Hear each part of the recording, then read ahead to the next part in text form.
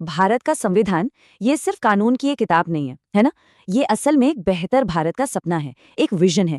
और इस विजन की कह सकते हैं जो आत्मा है, वो बसती है राज्य के नीति निर्देशक तत्वों में। जी हाँ, जिन्हें हम directive principles of state policy या डीपीएसपी भी कहते हैं।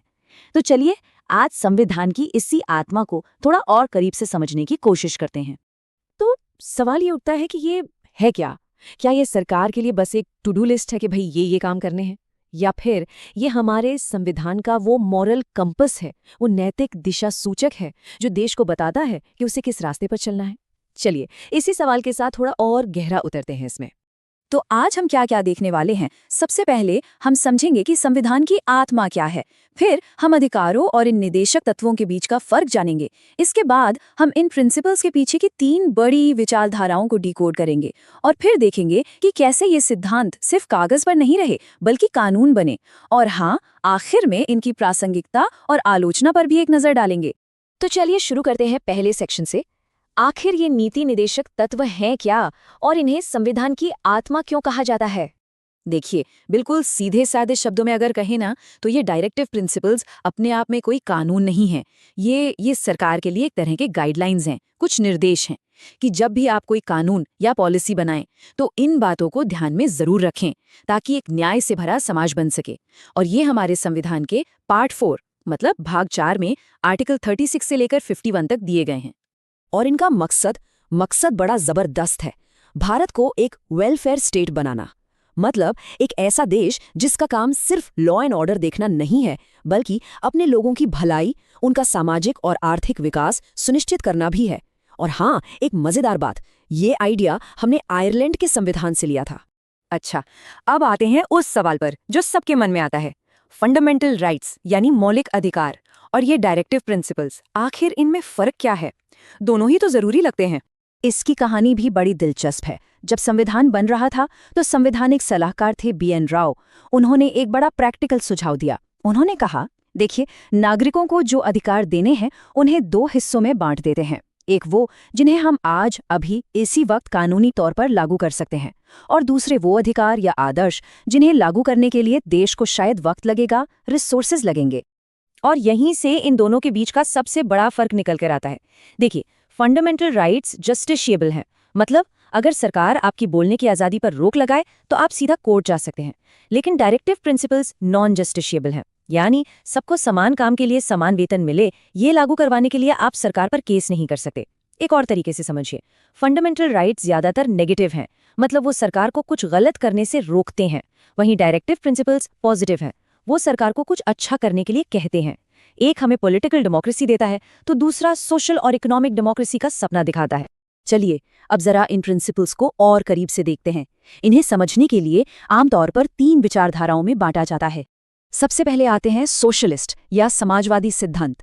इनका फोकस है आर्थिक और सामाजिक बराबरी पर, मतलब देश के रिसोर्सेज कुछ ही लोगों के हाथ में न रह जाएं।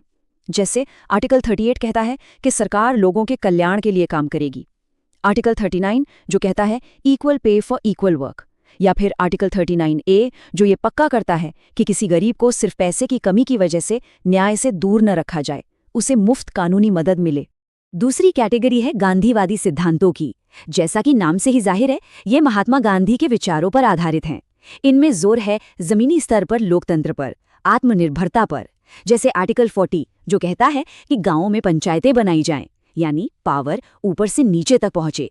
या फिर आर्टिकल 43 जो कुटीर उद्योगों यानी छोटे छोटे लोकल बिजनेस को बढ़ावा देने की बात करता है।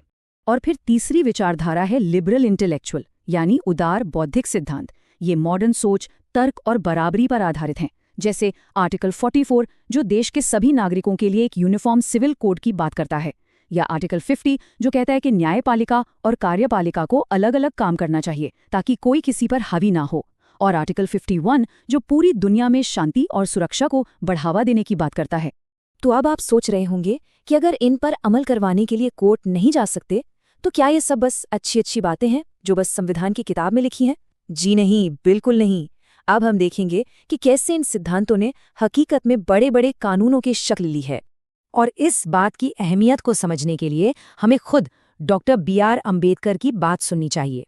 उन्होंने कहा था कि ये सिद्धांत हमारे देश में आर्थिक लोकतंत्र का आधार हैं। पॉलिटिकल लोकतंत्र तो हमें मिल गया, लेकिन जब तक आर्थिक बराबरी नहीं होगी वो लोकतंत्र अधूरा है।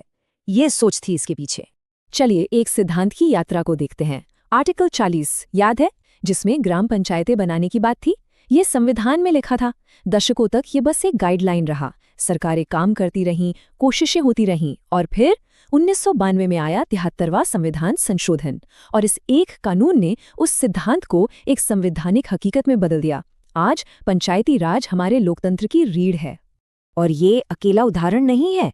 मैटरनिटी बेनिफिट एक्ट, जो काम करने वाली महिलाओं को प्रेगनेंसी के दौरान छुट्टी और मदद देता है, वो आर्टिकल 42 से प्रेरित है। मिनिमम वेजेस एक्ट, यानी कम से कम कितनी दिहाड़ी मिलनी चाहिए, ये आर्टिकल 43 के विजन को दिखाता है। यहाँ तक कि जो आज राइट टू एजुकेशन एक मौलिक अधिकार है, उसकी जड़ें भी आर्टिकल 45 में थीं। तो ये साबित करता है कि ये सिर्फ बातें नहीं हैं। पर सिक्के का हमेशा दूसरा पहलू भी होता है। ऐसा नहीं है कि इनडायरेक्टिव प्रिंसिपल्स की कोई आलोचना नहीं हुई। तो चलिए अब जरा इसके क्रिटिसिज्म को भी समझते हैं। संविधान सभा में ही एक सदस्य थे, प्रोफेसर KT शाह। उन्होंने बड़ी मजेदार लेकिन बहुत गहरी बात कही थी। उन्होंने कहा कि ये डायरेक्टिव प्रिंसिपल्स एक ऐसे चेक की तरह है जो बैंक पर काटा तो गया है, लेकिन बैंक उसे तभी कैश करेगा जब उसके पास पैसे होंगे और उसका मन करेगा। मतलब ये सरकार की मर्जी पर है कि वो इन्हें कब और कैसे लागू करे। और यही इनकी सबसे बड़ी आलोचना है। पहली, कि इनके पीछे कोई कानूनी ताकत नहीं है। दूसरी, ये कई बार सरकार और अदालतों के बीच टकराव की वजह भी बने हैं। और तीसरी, कि कुछ सिद्धांत जैसे आर्टिकल 44 में यूनिफॉर्म सिविल कोड इतने सालों बाद भी पूरी तरह से लागू नहीं हो पाए हैं। तो ये सवाल उठता है कि ये कितने प्रैक्टिकल हैं।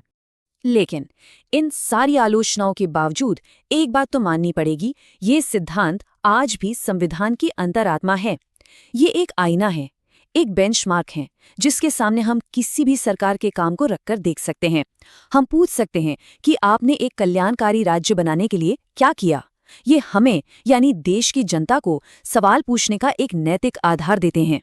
तो आखिर में हम इस सवाल पर आके रुकते हैं, क्या ये डायरेक्टिव प्रिंसिपल्स एक अधूरा वादा है जो आज तक पूरा नहीं हो सका, या फिर ये एक हमेशा जलती रहने वाली मशाल है जो भारत को भविष्य का रास्ता दिखाती रहेगी? शायद इसका जवाब इन दोनों के बीच ही कहीं छिपा